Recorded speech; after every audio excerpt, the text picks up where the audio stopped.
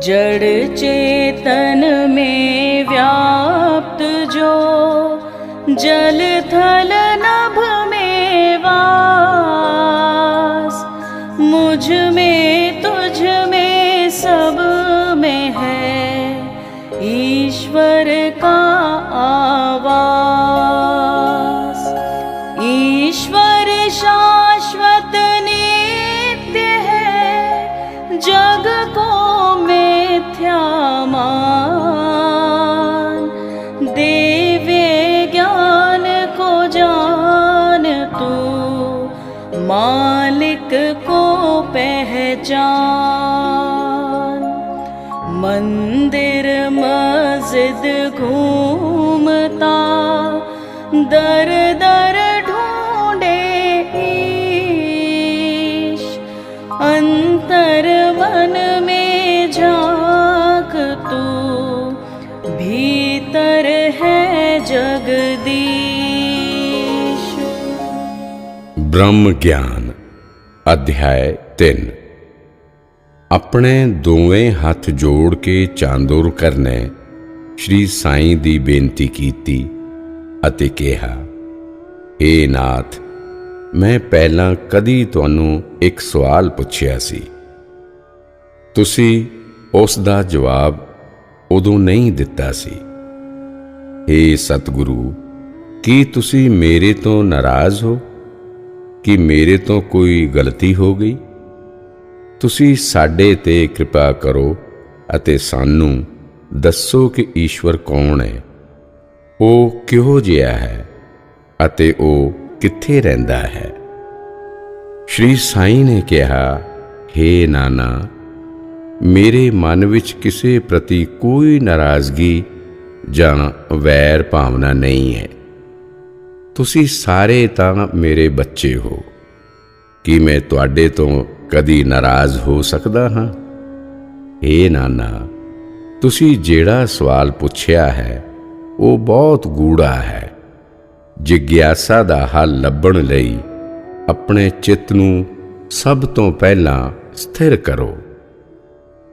4 साधना बारे मैं एक एक करके जाने क्रमवार तुहानूं दसांगा। पहला साधन है बुद्धि। नित अते अनित जाने शाश्वत अते अशाश्वत नूं जानना बुद्धि है। दूजा साधन वैराग है। तीजा साधन शम, दम आदि 6 गुण हन। चौथा साधन मुक्ति है। नित अते अनित जाने शाश्वत ते अशाश्वत नूं चंगी तरह समझना, भाव ईश्वर नित है अते जगत अनित है। इस दी व्याख्या जानना ही बुद्धि है। ईश्वर सच्चा ते शाश्वत है, जगत मिथ्या ते अशाश्वत है।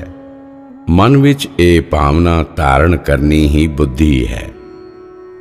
ये विषा बहुत गूढ़ा है, जिसनूं तीव्र ज्ञान ते लंबे अनुभव पिछों समझिया जा सकता है।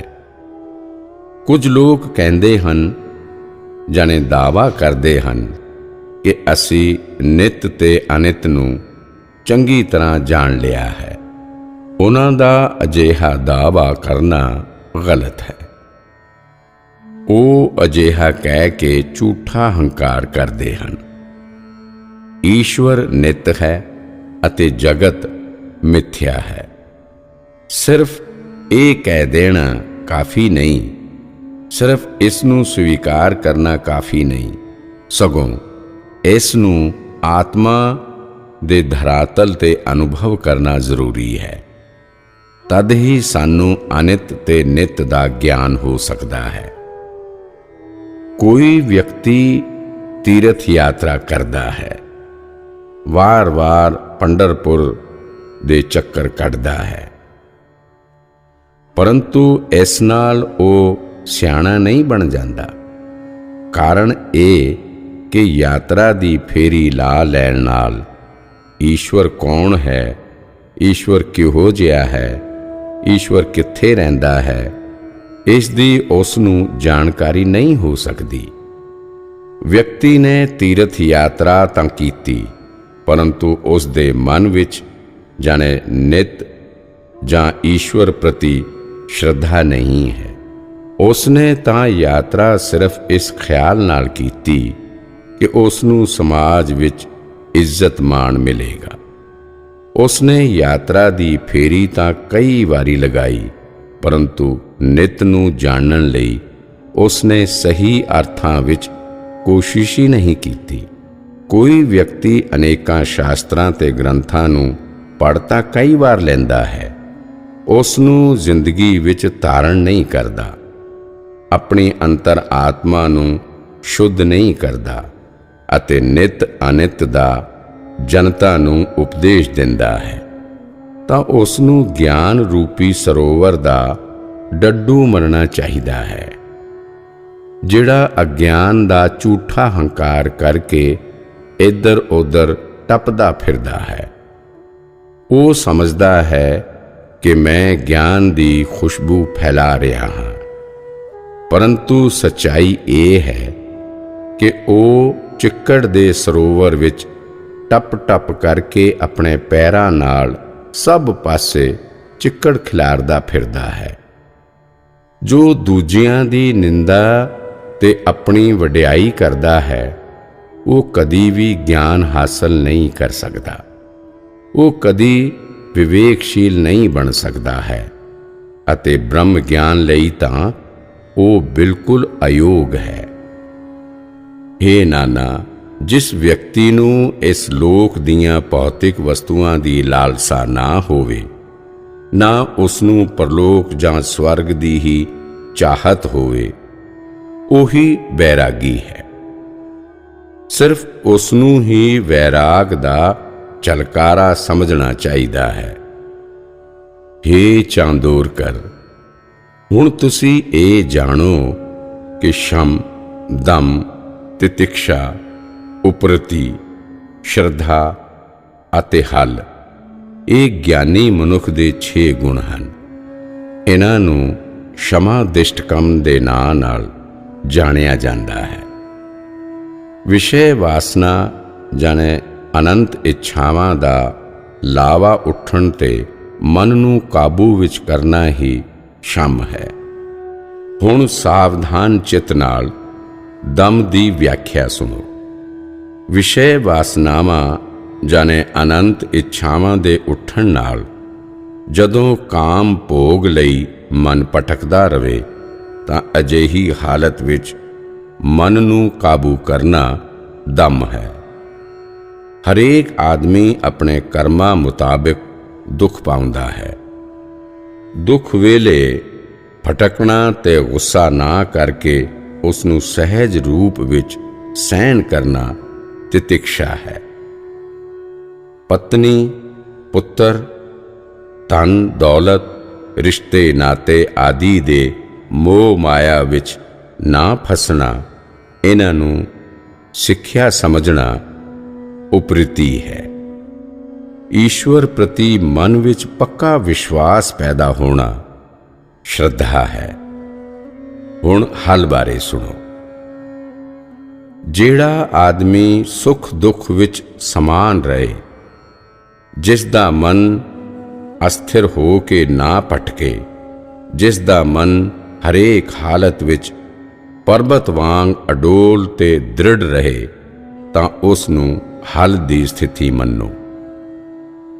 ਜਿਸ ਦੇ ਮਨ ਵਿੱਚ ਮੁਕਤੀ ਪ੍ਰਾਪਤ ਕਰਨ ਦੀ ਜ਼ੋਰਦਾਰ ਇੱਛਾ ਹੋਵੇ, ਇਸ ਤੋਂ ਇਲਾਵਾ ਬਾਕੀ ਸਾਰੀਆਂ ਇੱਛਾਵਾਂ ਜਿਸ ਦੇ ਲਈ ਮਹੱਤਵਹੀਨ ਹੋਣ, ਜਿਹੜਾ ਆਤਮ ਗਿਆਨ ਦੀ ਰਾਹ ਤੇ ਲਗਾਤਾਰ ਵੱਧਦਾ ਰਹੇ, ਜਿਹੜਾ ਮੁਕਤੀ ਦੀ ਭਾਲ ਵਿੱਚ ਲੱਗਾ ਰਹੇ, ਉਸ ਨੂੰ ਮੁਕਤੀ ਪ੍ਰਾਪਤ ਕਰਨ ਵਾਲਾ ਮੰਨੋ।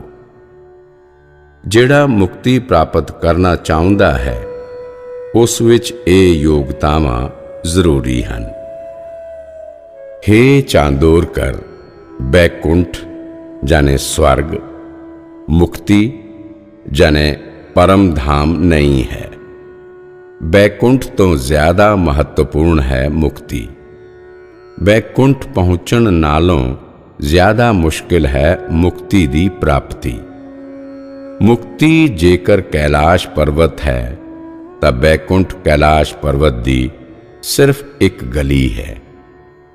इस जगत दी जो आदि शक्ति है वो नित है, अविनाशी है।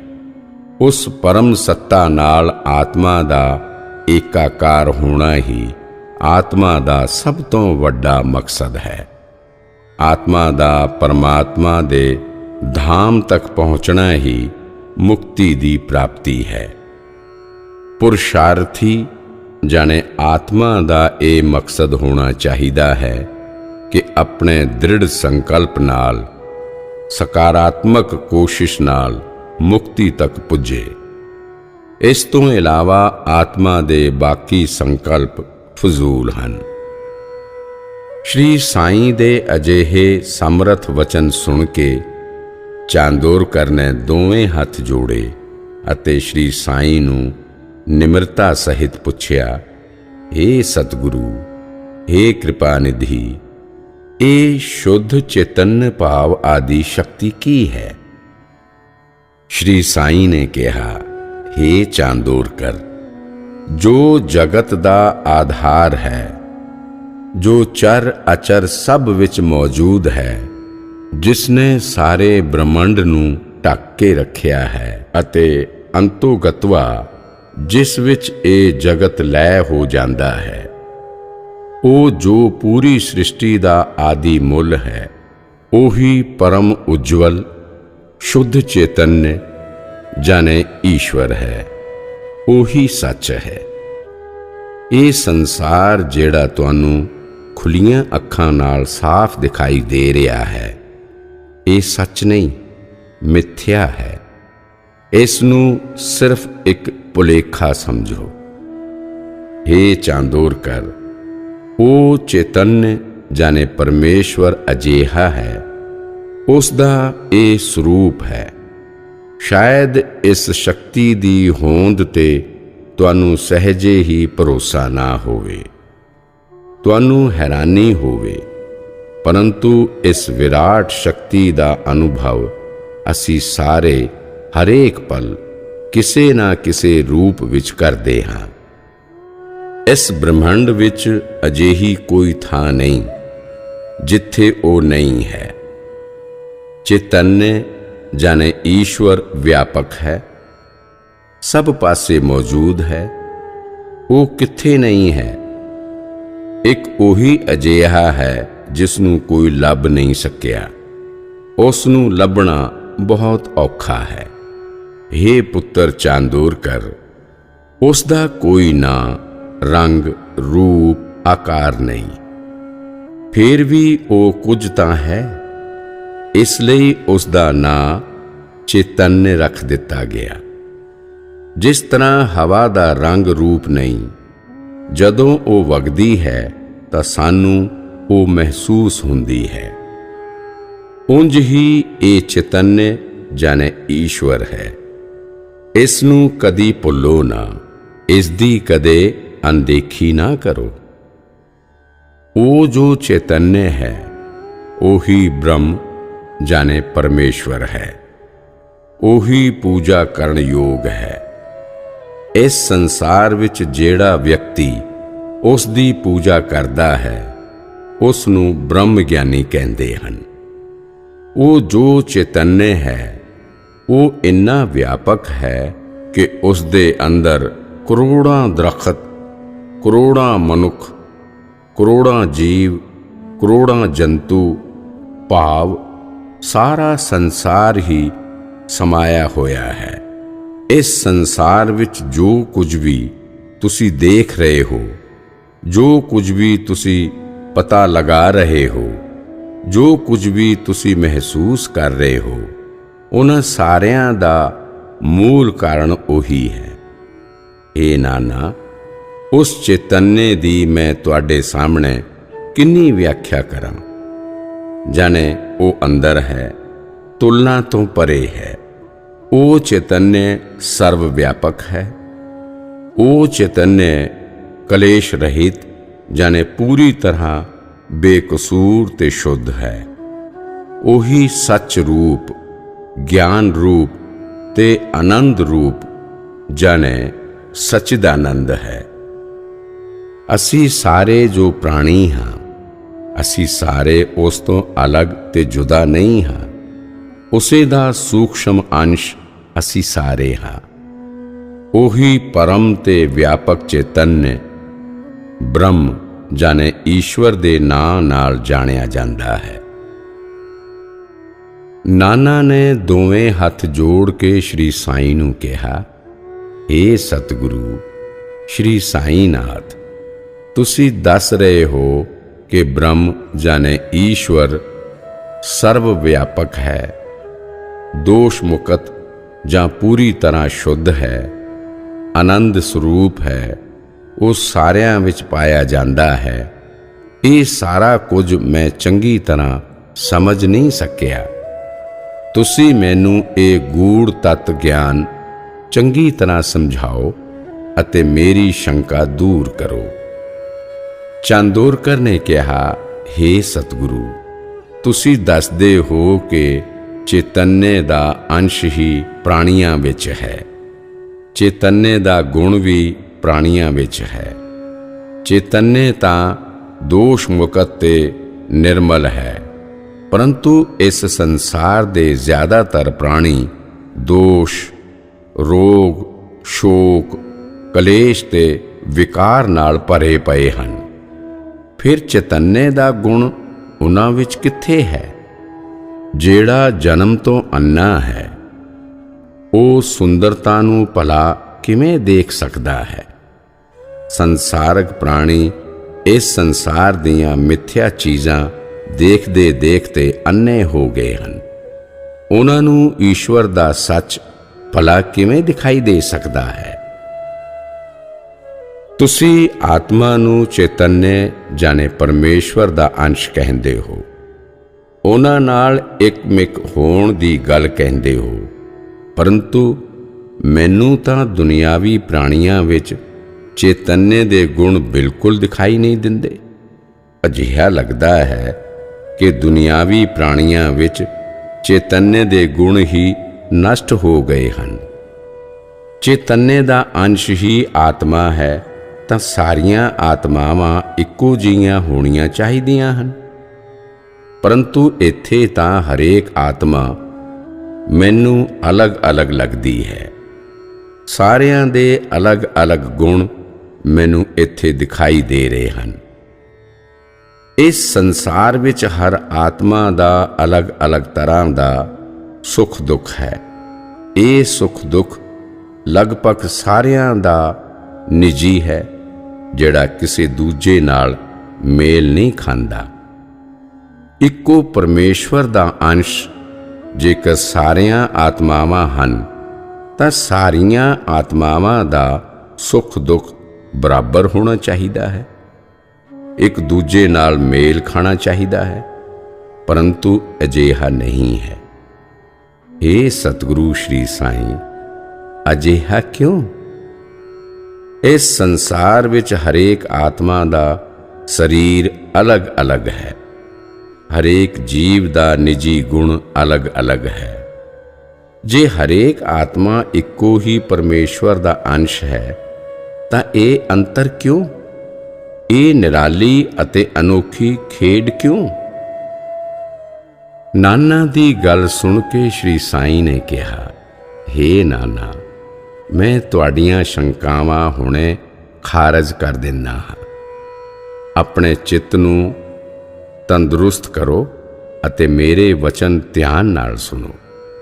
ਜੇ ਪ੍ਰਾਣੀ ਵਿੱਚ ਤਾਮਰ, ਚਿੱਟਾ, ਕਾਲਾ, ਮਿਸ਼ਰ, ਨੀਲਾ, ਪੀਲਾ, ਮੈਰੂਨ, ਹਰਾ, ਬੈਂਗਣੀ ਆਦਿ ਵੱਖ-ਵੱਖ ਰੰਗ ਮਿਲਾਈਏ, ਉਹਨਾਂ ਨੂੰ ਅਲੱਗ-ਅਲੱਗ ਭਾਂਡਿਆਂ ਵਿੱਚ ਰੱਖੀਏ ਤਾਂ ਹਰੇਕ ਭਾਂਡੇ ਵਿੱਚ ਅਲੱਗ-ਅਲੱਗ ਰੰਗ ਦਿਸੇਗਾ, ਪਰੰਤੂ ਸਾਰਿਆਂ ਵਿੱਚ ਜਿਹੜਾ ਪਾਣੀ ਦੇ ਰੂਪ ਵਿੱਚ ਤੱਤ ਹੈ ਉਹ ਤਾਂ ਇੱਕੋ ਰਹੇਗਾ।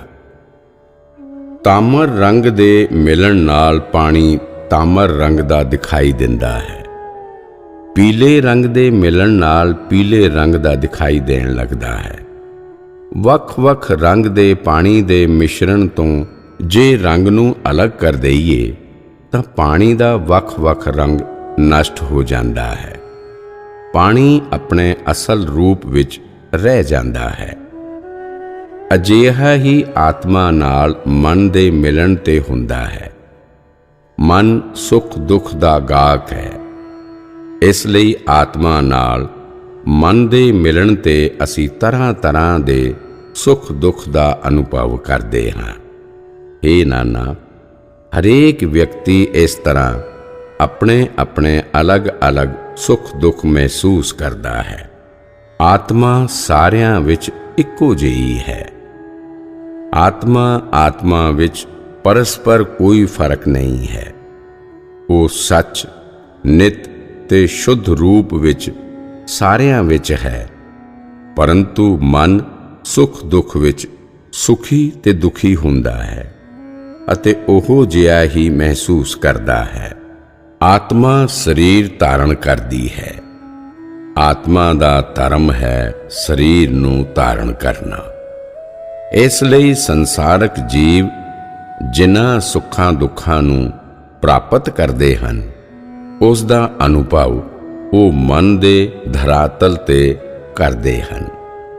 ਆਤਮਾ ਤਾਂ ਸ਼ੁੱਧ ਹੈ, ਉਹ ਤਾਂ ਸ਼ੁੱਧ ਚੇਤੰਨੇ ਦਾ ਅੰਸ਼ ਹੈ।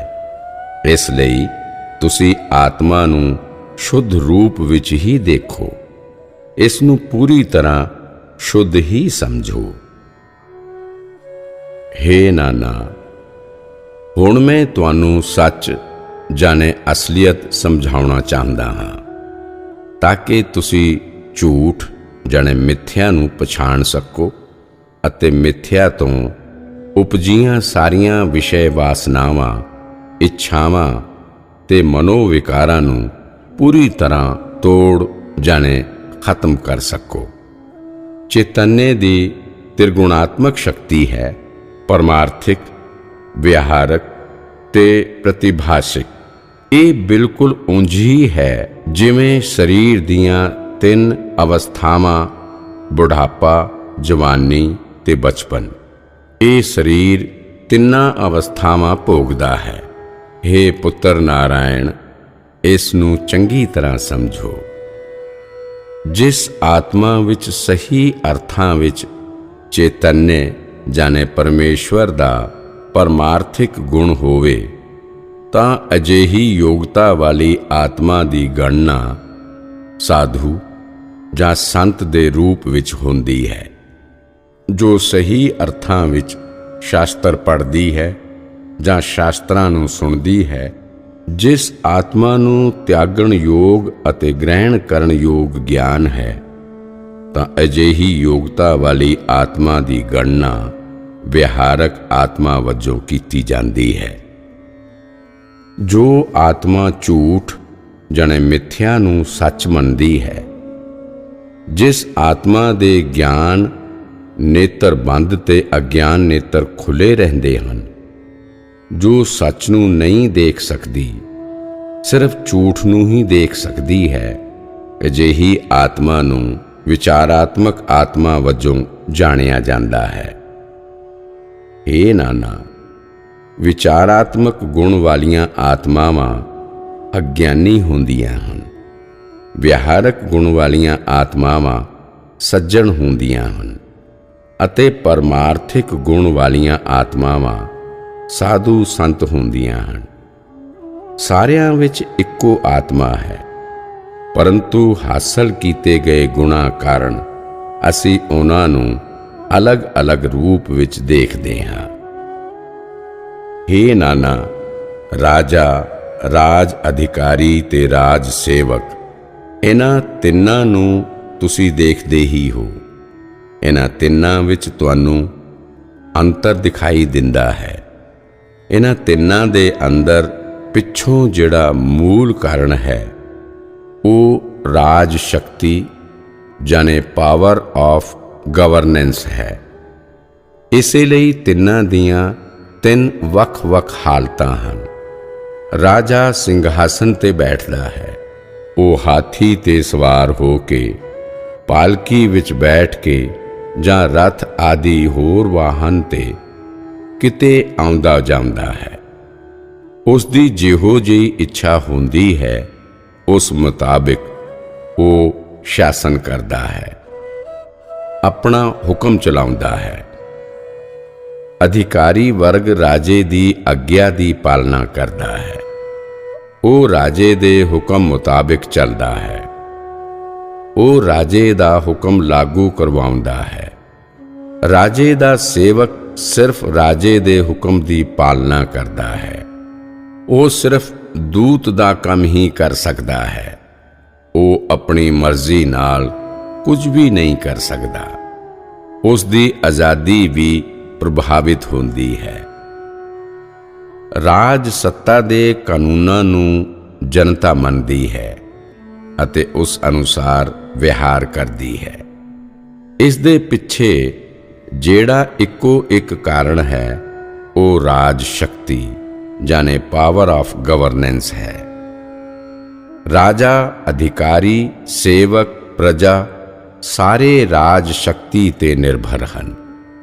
ਇਹ ਰਾਜ ਸ਼ਕਤੀ ਹੀ ਸਾਰਿਆਂ ਲਈ ਮਹੱਤਵ ਰੱਖਦੀ ਹੈ।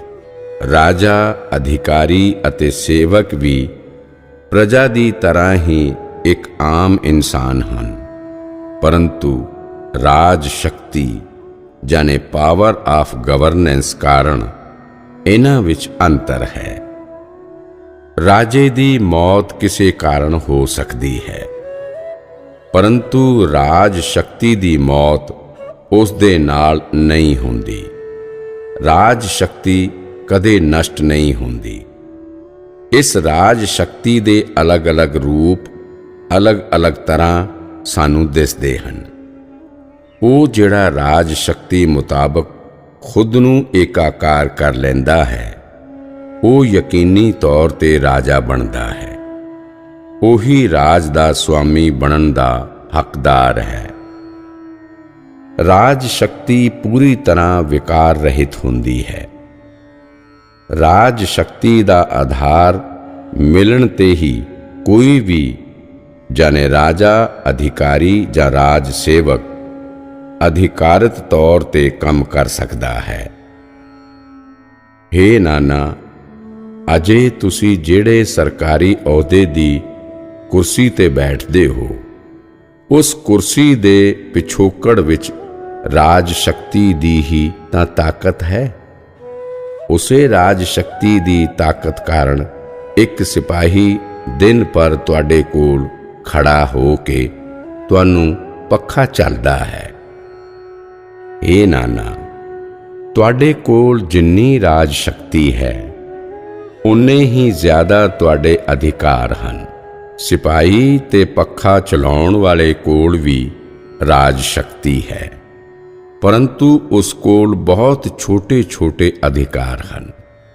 ਹਾਲਾਂਕਿ ਤੁਹਾਡੇ ਦੋਹਾਂ ਕੋਲ ਹੀ ਰਾਜ ਸ਼ਕਤੀ ਹੈ। ਤੁਸੀਂ ਦੋਵੇਂ ਹੀ ਸਰਕਾਰੀ ਮਹਿਕਮੇ ਅਧੀਨ ਕੰਮ ਕਰਦੇ ਹੋ, ਪਰੰਤੂ ਰਾਜ ਸ਼ਕਤੀ ਜ਼ਿਆਦਾ ਜਾਂ ਘੱਟ ਹੋਣ ਕਾਰਨ ਇੱਕ ਵਿਅਕਤੀ ਬੈਠਾ-ਬੈਠਾ ਹਵਾ ਖਾਂਦਾ ਹੈ ਅਤੇ ਦੂਜਾ ਵਿਅਕਤੀ ਖੜਾ-ਖੜਾ ਪੱਖਾ ਚਲਵਾਉਂਦਾ ਹੈ। ਰਾਜ ਸ਼ਕਤੀ ਦੀ ਵਰਤੋਂ ਦਾ ਪੂਰਾ ਅਧਿਕਾਰ ਰਾਜੇ ਕੋਲ ਰਹਿੰਦਾ ਹੈ। ਅਧਿਕਾਰੀ ਕੋਲ ਰਾਜ ਸ਼ਕਤੀ ਦਾ ਕੁਝ ਹਿੱਸਾ ਹੁੰਦਾ ਹੈ। ਸਿਪਾਹੀ ਕੋਲ ਰਾਜ ਸ਼ਕਤੀ ਉਸ ਤੋਂ ਵੀ ਘੱਟ ਹੈ। ਪ੍ਰਜਾ ਨੂੰ ਤਾਂ ਸਿਰਫ ਰਾਜ ਸ਼ਕਤੀ ਦੇ ਅਨੁਕੂਲ ਆਪਣਾ ਕਾਰ ਵਿਹਾਰ ਕਰਨਾ ਹੁੰਦਾ ਹੈ। ਉਹ ਤਾਂ ਪੂਰੀ ਤਰ੍ਹਾਂ ਰਾਜੇ ਦੇ ਹੁਕਮ ਤੇ ਨਿਰਭਰ ਹੁੰਦੀ ਹੈ। ਜਿਵੇਂ ਰਾਜਾ ਰਾਜ ਸ਼ਕਤੀ ਨਾਲ ਏਕਾਕਾਰ ਹੋ ਕੇ ਰਾਜ ਸੱਤਾ ਦਾ ਪੂਰੀ ਤਰ੍ਹਾਂ ਸੁਖ ਭੋਗਦਾ ਹੈ, ਉਸੇ ਤਰ੍ਹਾਂ ਪਰਮਾਰਥਿਕ ਆਤਮਾ ਬ੍ਰਹਮ ਨਾਲ ਏਕਾਕਾਰ ਹੋ ਕੇ ਬ੍ਰਹਮਾਨੰਦ ਦਾ ਸੁਖ ਭੋਗਦੀ ਹੈ। ਸਤਿਗੁਰੂ ਸ਼੍ਰੀ ਸਾਈਂ ਦੇ ਅਜਿਹੇ ਵਚਨ ਸੁਣ ਕੇ ਚਾਂਦੋਰਕਰ ਨੇ ਆਪਣੇ ਦੋਵੇਂ ਹੱਥ ਜੋੜੇ ਅਤੇ ਕਿਹਾ, ਹੇ ਸ਼੍ਰੀ ਸਾਈਂ ਸਮਰੱਥ, ਇਹ ਰਾਜ ਸ਼ਕਤੀ ਤਾਂ ਨਿਰਾਕਾਰ ਹੈ, ਅਟਲ ਹੈ, ਫਿਰ ਇਸ ਨੂੰ ਟੁਕੜਿਆਂ ਵਿੱਚ ਕਿਵੇਂ ਵੰਡਿਆ ਜਾ ਸਕਦਾ ਹੈ?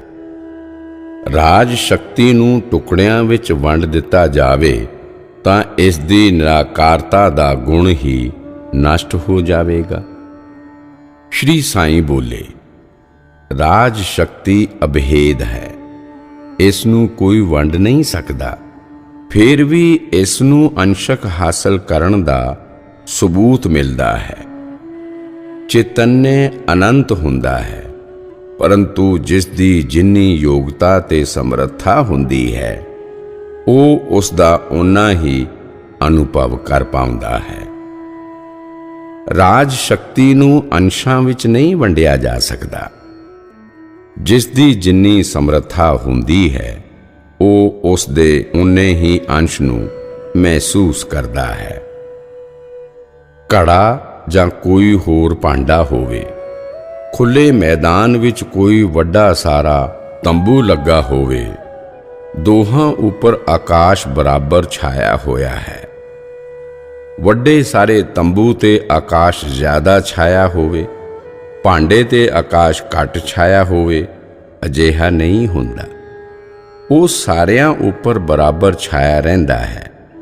ਜਿਸ ਦੀ ਸਮਰੱਥਾ ਜਿੰਨੀ ਹੁੰਦੀ ਹੈ ਉਹ ਆਕਾਸ਼ ਨੂੰ ਓਨਾ ਹੀ ਓੜ ਲੈਂਦਾ ਹੈ। ਇਸ ਦਾ ਮਤਲਬ ਇਹ ਨਹੀਂ ਕਿ ਆਕਾਸ਼ ਦੇ ਅਲੱਗ-ਅਲੱਗ ਟੁਕੜੇ ਹੋ ਗਏ। ਹੇ ਨਾਰਾਇਣ, ਆਕਾਸ਼ ਵਾਂਗ ਹੀ ਪਰਮ ਆਤਮਾ ਦਾ ਰੂਪ ਹੁੰਦਾ ਹੈ। ਇਹ ਅੰਸ਼ਾਂ ਵਿੱਚ ਵੰਡਿਆ ਨਹੀਂ ਜਾ ਸਕਦਾ। ਇਸ ਨੂੰ ਚੰਗੀ ਤਰ੍ਹਾਂ ਜਾਣ ਲਓ। ਹਾਂ, ਇਹ ਜਿਹੜਾ ਸੰਸਾਰ ਤੁਹਾਨੂੰ ਵਿਖਾਈ ਦਿੰਦਾ ਹੈ ਇਹ ਅਸਲ ਵਿੱਚ ਮਾਇਆ ਦਾ ਖੇਡ ਹੈ। ਮਾਇਆ ਨੇ ਬ੍ਰਹਮ ਦੀ ਮਦਦ ਲੈ ਕੇ ਹੀ ਇਸ ਸਾਰੇ ਬ੍ਰਹਮੰਡ ਦੀ ਰਚਨਾ ਕੀਤੀ ਹੈ। ਸ਼੍ਰੀ ਸਾਈਂ ਦੇ ਵਚਨ ਸੁਣ ਕੇ ਚਾਂਦੂਰਕਰ ਬੋਲੇ, ਹੇ ਸ਼੍ਰੀ ਸਾਈਂ ਸਮਰੱਥ, ਇਹ ਮਾਇਆ ਕੌਣ ਹੈ? ਕਿਸਨੇ ਇਸ ਦਾ ਨਿਰਮਾਣ ਕੀਤਾ? ਦੇਖਣ ਵਿੱਚ ਇਹ ਕਿਹੋ ਜਿਹੀ ਲੱਗਦੀ ਹੈ? ਹੇ ਸ਼੍ਰੀ ਸਾਈਂ ਸਮਰੱਥ, ਤੁਸੀਂ ਕਿਹਾ ਸੀ ਕਿ ਇਸ ਸੰਸਾਰ ਦਾ ਆਦਿ ਕਾਰਨ ਈਸ਼ਵਰ ਜਾਨੇ ਚੈਤन्य ਹੈ। ਈਸ਼ਵਰ ਜਗ ਵਿੱਚ ਸਭ ਪਾਸੇ ਮੌਜੂਦ ਹੈ। ਈਸ਼ਵਰ ਤੋਂ ਇਹ ਸੰਸਾਰ ਅਲੱਗ ਨਹੀਂ। ਹੁਣ ਤੁਸੀਂ ਮਾਇਆ ਨੂੰ ਵਿੱਚ ਲਿਆ ਰਹੇ ਹੋ। ਆਖਰ ਇਹ ਮਾਇਆ ਕਿੱਥੋਂ ਆ ਗਈ? ਸ਼੍ਰੀ ਸਾਈਂ ਨੇ ਚਾਂਦੂਰਕਰ ਨੂੰ ਕਿਹਾ, ਹੇ ਨਾਨਾ, ਹੁਣ ਤੁਸੀਂ ਧਿਆਨ ਨਾਲ ਸੁਣੋ ਕਿ ਇਸ ਮਾਇਆ ਦੀ ਉਤਪਤੀ ਕਿਵੇਂ ਹੋਈ। ਚੈਤन्य ਜਾਨੇ ਈਸ਼ਵਰ ਦੀ ਹੀ ਇੱਕ ਸ਼ਕਤੀ ਮਾਇਆ ਹੈ। ਮਾਇਆ ਮਿਥਿਆ ਹੈ, ਪਰਮ ਹੈ। ਇਹ ਚੈਤन्य ਨੂੰ ਵੀ ਢੱਕ ਲੈਂਦੀ ਹੈ ਅਤੇ ਲੋਕਾਂ ਵਿੱਚ ਇਹ ਭਰਮ ਪੈਦਾ ਕਰ ਦਿੰਦੀ ਹੈ ਕਿ ਮਾਇਆ ਹੀ ਚੈਤन्य ਹੈ। ਮਾਇਆ ਚੈਤन्य ਨਾਲ ਇੰਜ ਇਕਮਿਕ ਹੋ ਜਾਂਦੀ ਹੈ ਜਿਵੇਂ ਗੁੜ ਅਤੇ ਮਿਠਾਸ। ਗੁੜ ਤੇ ਮਿਠਾਸ ਨੂੰ ਅਲੱਗ-ਅਲੱਗ ਕਰਨਾ ਸੰਭਵ ਨਹੀਂ। ਉਂਝ ਹੀ ਚੈਤन्य ਨਾਲ ਜੁੜੀ ਮਾਇਆ ਨੂੰ ਚੇਤਨ ਤੋਂ ਅਲੱਗ ਕਰਨਾ ਸੰਭਵ ਨਹੀਂ। ਜਿਸ ਤਰ੍ਹਾਂ ਸੂਰਜ ਤੇ ਸੂਰਜ ਦਾ ਪ੍ਰਭਾ ਪੁੰਜ ਆਪਸ ਵਿੱਚ ਜੁੜਿਆ ਹੋਇਆ ਹੈ, ਉਸ ਨੂੰ ਅਲੱਗ-ਅਲੱਗ ਨਹੀਂ ਕੀਤਾ ਜਾ ਸਕਦਾ। ਉਸੇ ਤਰ੍ਹਾਂ ਬ੍ਰਹਮ ਤੇ ਮਾਇਆ ਆਪਸ ਵਿੱਚ ਜੁੜੇ ਹੋਏ ਹਨ। ਬ੍ਰਹਮ ਤੋਂ ਮਾਇਆ ਨੂੰ ਅਲੱਗ ਕਰਕੇ ਨਹੀਂ ਦੇਖਿਆ ਜਾ ਸਕਦਾ। ਸੂਰਜ ਨੂੰ ਹੀ ਸੂਰਜ ਦਾ ਪ੍ਰਭਾ ਪੁੰਜ ਮੰਨੋ। ਸੂਰਜ ਤੇ ਪ੍ਰਭਾ ਪੁੰਜ ਭਾਵੇਂ ਦੋ ਅਲੱਗ-ਅਲੱਗ ਸ਼ਬਦ ਹੋਣ, ਪਰੰਤੂ ਸੂਰਜ ਤੋਂ ਪ੍ਰਭਾ ਪੁੰਜ ਨੂੰ ਅਲੱਗ ਕਰਕੇ ਨਹੀਂ ਦੇਖਿਆ ਜਾ ਸਕਦਾ। ਸੂਰਜ ਦਾ ਆਕਾਰ ਉਸ ਦੇ ਪ੍ਰਭਾ ਪੁੰਜ ਨਾਲ ਹੀ ਹੈ। ਹੇ ਚਾਂਦੋਰਕਰ, ਸੂਰਜ ਆਪਣੀ ਪ੍ਰਭਾ ਨਾਲ ਸੰਸਾਰ ਨੂੰ ਇਹ ਯਾਦ ਕਰਾਉਂਦਾ ਹੈ ਕਿ ਸੂਰਜ ਦੀ ਮੌਜੂਦਗੀ ਹੈ। ਉਂਝ ਹੀ ਬ੍ਰਹਮ ਆਪਣੇ ਨਾਲ ਸਾਂਝੀ ਮਾਇਆ ਨਾਲ ਸੰਸਾਰ ਨੂੰ ਇਹ ਯਾਦ ਕਰਵਾਉਂਦਾ ਹੈ ਕਿ ਬ੍ਰਹਮ ਦੀ ਵੀ ਮੌਜੂਦਗੀ ਹੈ। ਮਾਇਆ ਬ੍ਰਹਮ ਦੇ ਨਾਲ ਚਿਪਕੀ ਹੋਈ ਹੈ, ਇਸ ਲਈ ਮਾਇਆ ਦੀ ਵੀ ਮੌਜੂਦਗੀ ਹੈ। ਚੈਤन्य ਅਨਾਦਿ ਕਾਲ ਤੋਂ ਹੈ ਅਤੇ ਅੰਤਹੀਨ ਹੈ। ਮਾਇਆ ਵੀ ਅਨਾਦਿ ਕਾਲ ਤੋਂ ਹੈ, ਪਰੰਤੂ ਇਹ ਅੰਤ ਸਹਿਤ ਹੈ। ਦੋਵੇਂ ਅਨਾਦਿ ਕਾਲ ਤੋਂ ਹੀ ਹੋਂਦ ਵਿੱਚ ਹਨ। ਮਾਇਆ ਕੁਦਰਤ ਹੈ ਅਤੇ ਚੈਤन्य ਪੁਰਸ਼ ਰੂਪ ਵਿੱਚ ਹੈ। हे ਨਾਨਾ, ਇਹਨਾਂ ਦੋਹਾਂ ਦੇ ਜੋੜ ਨਾਲ ਹੀ ਜਗਤ ਦੀ ਉਤਪਤੀ ਹੋਈ ਹੈ। ਕੁਦਰਤ ਅਤੇ ਪੁਰਸ਼ ਦੀ ਵਿਵੇਚਨਾ ਸੰਤ ਗਿਆਨੇਸ਼ਵਰ ਨੇ ਕੀਤੀ ਹੈ। ਉਹਨਾਂ ਨੇ ਆਪਣੀ ਕਿਤਾਬ ਅੰਮ੍ਰਿਤਾਨੁਭਵ ਵਿੱਚ ਮਾਇਆ ਤੇ ਚੈਤन्य ਜਾਣੇ ਕੁਦਰਤ ਤੇ ਪੁਰਸ਼ ਦੀ ਵਿਸਥਾਰ ਸਹਿਤ ਵਿਆਖਿਆ ਕੀਤੀ ਹੈ। ਇਹ ਕਿਤਾਬ ਸੰਤ ਗਿਆਨੇਸ਼ਵਰ ਨੇ ਮਸ਼ਹੂਰ ਮੋਹਨੀ ਰਾਜ ਮੰਦਰ ਵਿੱਚ ਲਿਖੀ ਹੈ। ਕੁਦਰਤ ਤੇ ਪੁਰਸ਼ ਦੀ ਵਿਵੇਚਨਾ ਮੈਂ ਦੁਬਾਰਾ ਤੁਹਾਡੇ ਸਾਹਮਣੇ ਨਹੀਂ ਕਰਾਂਗਾ। ਮੈਂ ਤੁਹਾਨੂੰ ਸਿਰਫ ਆਤਮ ਗਿਆਨ ਦੀ ਗੁਫਾ ਦੇ ਦਰਸ਼ਨ ਕਰਾਵਾਂਗਾ। ਜੋ ਆਤਮ ਗਿਆਨ ਦੀ ਗੁਫਾ ਵਿੱਚ ਜਾਂਦੇ ਹਨ, ਉਹ ਉੱਥੇ ਹੀ ਰਹਿ ਜਾਂਦੇ ਹਨ, ਉੱਥੋਂ ਵਾਪਸ ਪਰਤ ਕੇ ਨਹੀਂ ਆਉਂਦੇ। ਆਤਮ ਗਿਆਨ ਦੀ ਗੁਫਾ ਵਿੱਚ ਆਨੰਦ ਹੀ ਆਨੰਦ ਹੈ। ਇਸ ਲਈ ਜੋ ਮਗਨ ਹੋ ਜਾਂਦੇ ਹਨ, ਉਹ ਕਦੀ ਵਾਪਸ ਨਹੀਂ ਆਉਂਦੇ। ਪੁਰਸ਼ ਜਾਣੇ ਈਸ਼ਵਰ ਸਮੁੱਚੇ ਆਨੰਦ ਦਾ ਕਾਰਨ ਹੈ। ਕੁਦਰਤ ਜਾਣੇ ਮਾਇਆ ਉਸੇ ਦਾ ਕੰਮ ਹੈ। ਇਹ ਚਾਂਦੋਰਕਰ, ਇਸ ਮਾਇਆ ਦੀ ਲੀਲਾ ਨਿਆਰੀ ਹੈ। ਇਹ ਮੈਂ ਹਾਂ, ਇਹ ਮੇਰਾ ਹੈ, ਇਹ ਤੇਰਾ ਹੈ, ਇਹ ਮੇਰਾ ਨਹੀਂ। ਅਜਿਹੀਆਂ ਕਈ ਭਾਵਨਾਵਾਂ ਆਦਮੀ ਦੇ ਮਨ ਵਿੱਚ ਆਉਂਦੀਆਂ ਹਨ। ਇਹ ਭਾਵਨਾਵਾਂ ਮਾਇਆ ਕਾਰਨ ਹੀ ਉਪਜੀਆਂ ਹਨ। ਮਾਇਆ ਤਾਂ ਝੂਠ ਦਾ ਚਲਕਾਰਾ ਵੀ ਕਰਵਾ ਦਿੰਦੀ ਹੈ। ਉਪਾਦਾਨ ਦੀ ਅਣਹੋਂਦ ਕਾਰਨ ਵੀ ਮਾਇਆ ਉਪਾਦਾਨ ਦਾ ਚਲਕਾਰਾ ਕਰਾ ਦਿੰਦੀ ਹੈ। ਮਾਇਆ ਆਦਮੀ ਨੂੰ ਆਪਣੇ ਜਾਲ ਵਿੱਚ ਫਸਾ ਕੇ ਪੂਰੀ ਤਰ੍ਹਾਂ ਅੰਨਾ ਬਣਾ ਦਿੰਦੀ ਹੈ। ਫਿਰ ਆਦਮੀ ਨੂੰ ਅਸਲੀਅਤ ਦਾ ਗਿਆਨ ਵੀ ਨਹੀਂ ਰਹਿੰਦਾ। ਉਹ ਸੱਚ ਨੂੰ ਵੀ ਨਹੀਂ ਪਛਾਣ ਪਾਉਂਦਾ। ਮਾਇਆ ਦੇ ਦੋ ਗੁਣ ਹਨ, ਜਿਨ੍ਹਾਂ ਵਿੱਚੋਂ ਪਹਿਲਾ ਗੁਣ ਦੁਖੀ ਕਰ ਦੇਣ ਵਾਲਾ ਜਾਣੇ ਗਿਆਨ ਦੇ ਸੱਚ ਨੂੰ ਢੱਕਣ ਵਾਲਾ ਹੈ।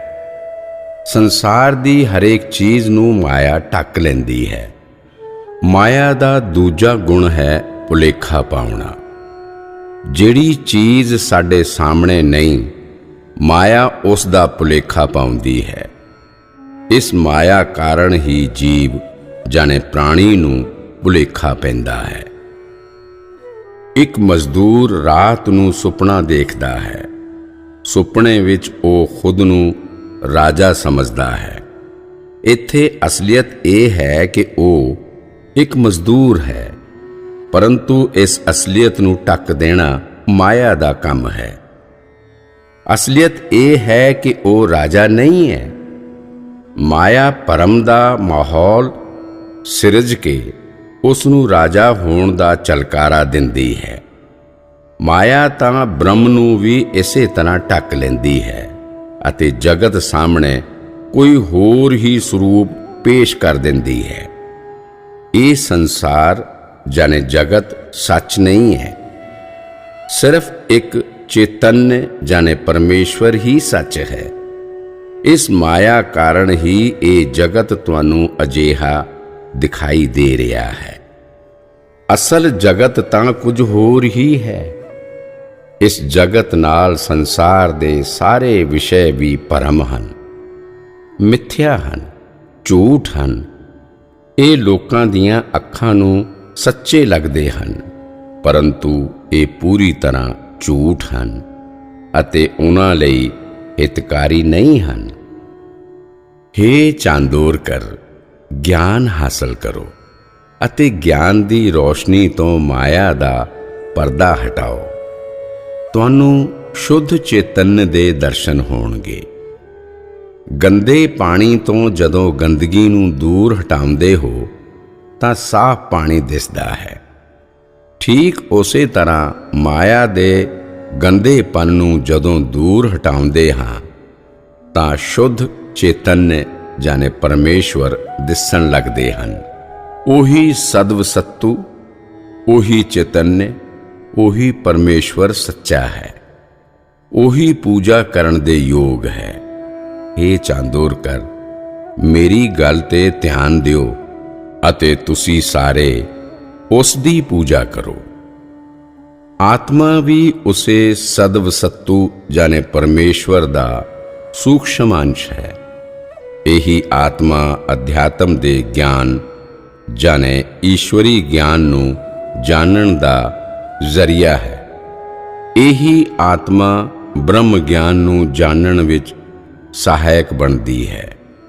ਇਸ ਲਈ ਤੂੰ ਆਤਮਾ ਨੂੰ ਚੰਗੀ ਤਰ੍ਹਾਂ ਜਾਣ। ਆਤਮਾ ਤੇ ਪਏ ਮਾਇਆ ਦੇ ਪਰਦੇ ਨੂੰ ਹਟਾ, ਉਹਨਾਂ ਨੂੰ ਚੰਗੀ ਤਰ੍ਹਾਂ ਪਛਾਣ। ਇਸੇ ਜਨਮ ਵਿੱਚ ਤੁਹਾਡੀ ਮੁਕਤੀ ਜ਼ਰੂਰ ਹੋਵੇਗੀ। ਗਿਆਨ ਨੂੰ ਮਨ ਵਿੱਚ ਰੱਖਣਾ, ਗਿਆਨ ਨੂੰ ਹਮੇਸ਼ਾ ਜਾਗਰਿਤ ਰੱਖਣਾ। श्री सतगुरु साईनाथार्पणमस्तु। शुभम भवतु। ईश्वर ने माया रची, मोहक इसका जाल। माया से ना बच सके सुर नर मुनि गोपाल। तमस बीज से उपजा माया वृक्ष विशाल। अंधकार को दूर करे साईं ज्ञान